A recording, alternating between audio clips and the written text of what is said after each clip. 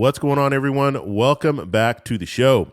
So I'm going to change the format just a little bit. We're going to do the headlines, so I'll show you what we're going to be talking about, and then we'll get into these stories. So here we go. So the first headline is U.S. Senate passes record $858 billion Defense Act sending bill to Biden. So we're going to talk about that story. We're also going to talk about getting your free COVID test. If you go over to covid.gov, you can get those tests, and I'll show you exactly how to do that. Also, let's talk about the Senate. Senate passes temporary spending bill averting shutdown as talks go on. Okay, so we're talking about the continued resolution, so we'll talk a little bit more detail about that. And then Musk suspends journalist from Twitter, claims assassination danger. Okay, so that's an interesting story. And then our last story here, we need to talk about former President Trump.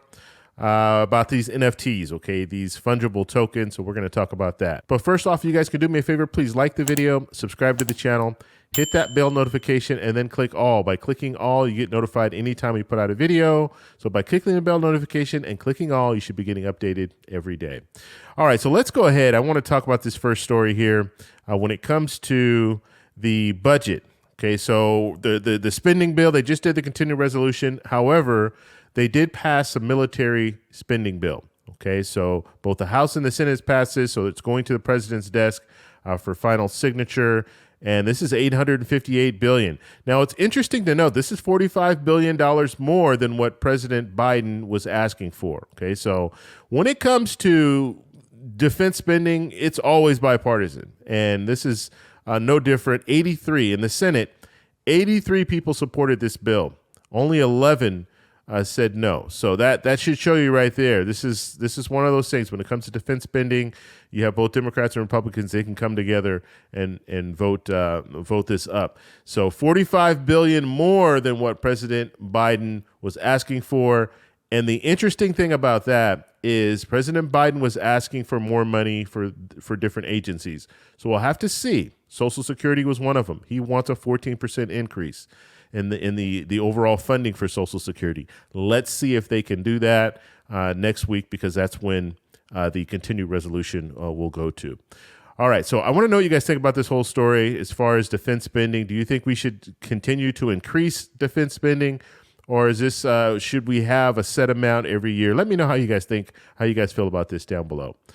All right, so as far as getting your free COVID-19 test, I went on there earlier and just filled out the information. It's very, very simple. So if you go to covid.gov/test, then you can order it. All you need to do is click here and you'll be able to order it. All you need to do is put in your address and your email and things like that, and they will get those out to you. And they'll give you 4 per household. So that's good. I mean, and I'm the type of person, if it's free, I'm going to go ahead and get them because I travel a lot, and I like to have these in my luggage when I travel, just in case I'm in a situation where I'm getting sick and I might think, I might have COVID. Then I can go ahead and test myself and then go from there. So that's the main reason why I have them. I have 2 already, so I'll be getting these 4. And so by the time I go on my next trip, I'll have these COVID tests. So make sure you go over there, covid.gov/test. All right. Next story here. Senate passes temporary spending bill averting shutdown as talks go on. So right now they are talking about it's about a $1.7 trillion bill that they're talking about, a spending bill. Now this is the budget for 2023. They need to get this done by the end of the year. And so what they did is they did a continued resolution, which means they kicked the can down the road until December 23rd. So now we're going to have a showdown on December 23rd to see if they can get this taken care of. If they do not pass a bill by December 23rd, then we will have a government shutdown right before Christmas. And obviously that's not a good thing. So they have major incentive to get this done. Now, this will be the last piece of legislation that they'll pass before the end of the year and the new Congress comes in. So it'll be interesting to see what they do. Like I was saying, when it comes to funding, we'll have to see how they fund these different agencies, and Social Security is one that I'm really paying attention to. So I will let you guys know more information about that. So make sure you subscribe and hit that little bell notification. All right, so let's take a look at Elon Musk. He suspends journalists from Twitter, claims assassination danger. Company executives allege that more than half a dozen reporters endangered Twitter owner by sharing his location, but a review of their tweets shows no evidence of it. So if you guys don't know what's going on here, Elon Musk has a private jet, and this is public information as far as private jets and how they travel, where they travel to.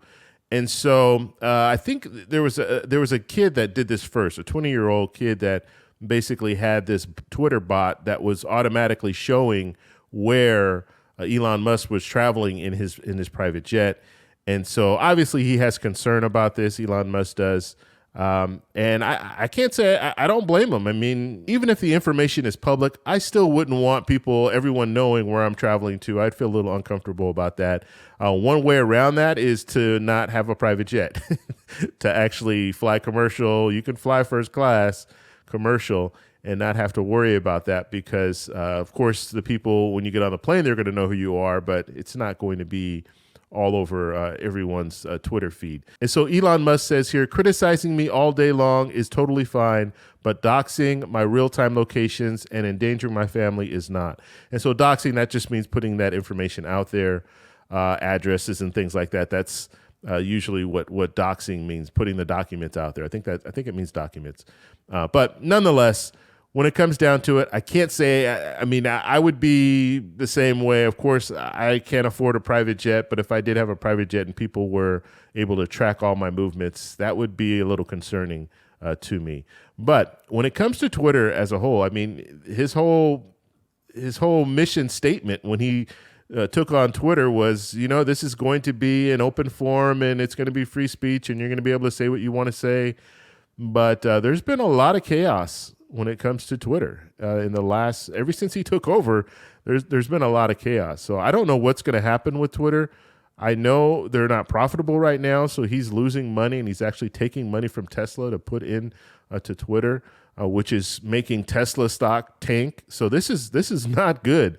This is not, as just looking at it right now, this was not a good acquisition by Elon Musk. So we'll have to see if he can do something with Twitter. But it's hard. It's not easy because when it comes to freedom of speech, people always say freedom of speech. This is a private platform. And so he does have a right to regulate who's on there and who's not.